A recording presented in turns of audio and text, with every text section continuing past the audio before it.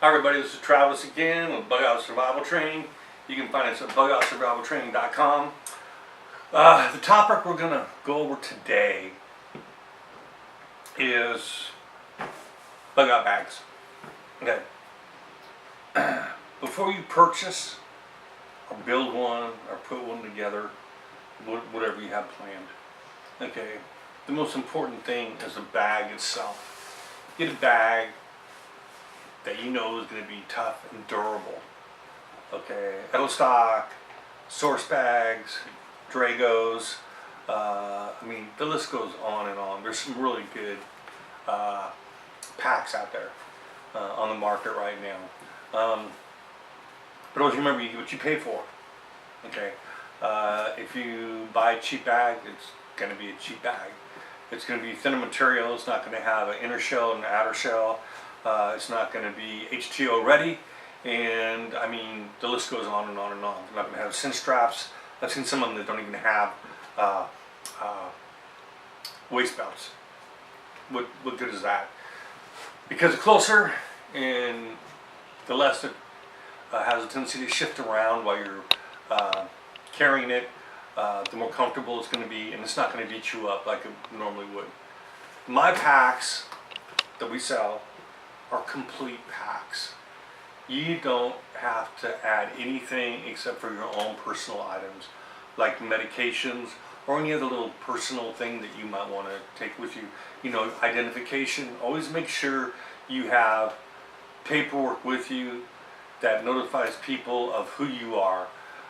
Driver's license, passport, any kind of ID. Make sure you carry that with you as well.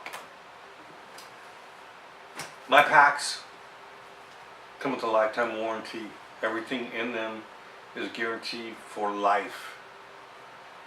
If for some reason something in these packs or the packs fail, just send it back to me and I will send you another one. Okay. The only thing that does not cover is food items that have expiration dates on them, and most of them don't expire for a very, very long time. And the other thing are the filters. Your live straw and your soda squeeze, they're a great product and they work really, really well. However, some people, and I've seen this, believe it or not, they stick them in water that's got a lot of particulates in them, or is almost like muddy, and they wonder how come they didn't last very long or didn't work very long. Almost all your filters, they will state, put it in clear water. Okay, and if it's not clear, collect it up, let it settle out, let the sediments, everything settle out, and then use your filters on them. Really not that hard to do. These packs that I have, they're ballistic. They have a ballistic rating. Okay, they give you a lot of protection.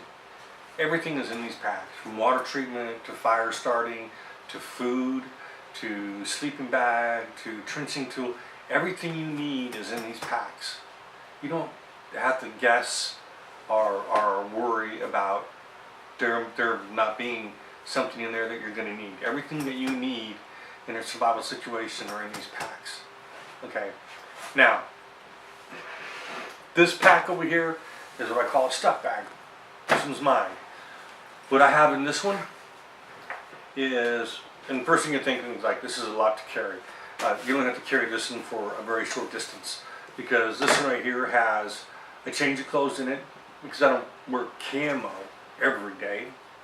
A lot of days, just not every day. This one has a change of clothes in it and socks, a good pair of boots. It has knee and elbow pads. People laugh at that. You'd be surprised that how many people contact me and tell me they were really, really glad they had their elbow or knee pads on, because it really does a lot to protect your body, as well as a good set of tactical gloves. Now, when you're in an emergency situation and you're headed out of your metropolitan areas or the suburbs of those metropolitan areas, and the reason you want to do that is you want to get away from the population.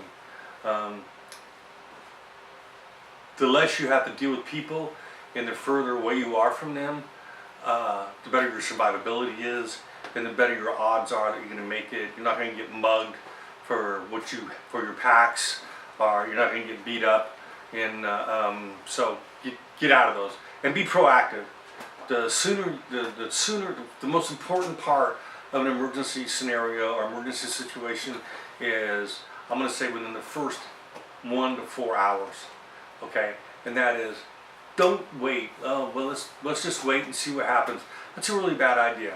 If you have any inclination at all that something bad is getting ready to go down or happen, and you see the beginnings of it, you need to get out of there. You need to go. Okay, grab your bug out bag. Okay, and if you're at home, you won't need this. Change into your gear and get out of there. Don't wait. Don't hang around. It's not a good idea. It really isn't. All my packs, they weigh anywhere from, I'm going to say, 35 to 45 pounds, but they're good packs. Everything in there. Now, these don't weigh that much. This one right here doesn't weigh that much. A lot of light stuff in it. All you gotta do is grab it by the handle and take it with you. Most people that I know, they carry these in their car because they know they're always close at hand. They're in the parking lot where they work. They're in the parking lot where they go to school, or wherever they happen to be going. Always, if you're serious about it, always carry these with you. You never know when a situation is going to come up, and you're going to need them. Things don't always happen we want them to. Everybody looks at things as best case scenario. Well, in actuality, you have to think about worst case scenario and hope for the best. Okay, that's the honest part of it. My packs, I can custom make these for you. I know a lot of people that suffer from celiac. Okay, I have foods I can put in the packs to cover people that have celiac disease, and I also have packs for people that are vegan. Vegan seems to be even more popular type of diet that more and more people seem to be getting involved in. Me, I'm not too much of a vegan. I really like my meat, and I love to hunt. So that's the other problem that a lot of people run into is they shy away from getting the pack because they're afraid the food that they're going to get in them isn't going to fit their dietary needs. Just call me and let me know, okay? And I'll hook it up for you, okay? Don't be afraid. I'm not like a lot of companies. You see them all the time. You can send them an email, you can send them a text message, but one thing they've lost that personal touch, and that is, I'm really big about talking to people. Call me and let me know, what your thoughts are, if there's something you want to add to the pack or something you don't think you're going to need. And the reason I say that is that things are different. Okay, demographics, the lie of the land, and all the different things and that this country offers. Okay, we have deserts, we have mountains, we have areas that are tropical, we have areas that are that have your hardwood forest, your pine wood forest. You have so many different areas as far as climate, different edibles. The wild edibles we have in Virginia here, and we have a lot of them. Things I do like about this area, and we got a lot of water. It's completely different than what you're going to find in Arizona or New Mexico. Okay, it's not even close to being the same. Now you have some of them that are very parallel, are very close, and that is most of your country, most of the United States that's in the north. It's all pretty much the same as far as the food, wild edibles, and the kind of wildlife you're going to run across. Okay, then you go down to Central America. Okay, and in those areas, it's going to start to change a little bit. Okay, you're going to run across more, especially in the Midwest. You're going to run across more on your flat plains, your grasslands, things of that nature. And once again, that sets up a whole different parameter of survivability. Then you start getting further south. Some areas of the south are very tropical. Some of the areas in the south, especially in the southwest, are very dry, very desert-like.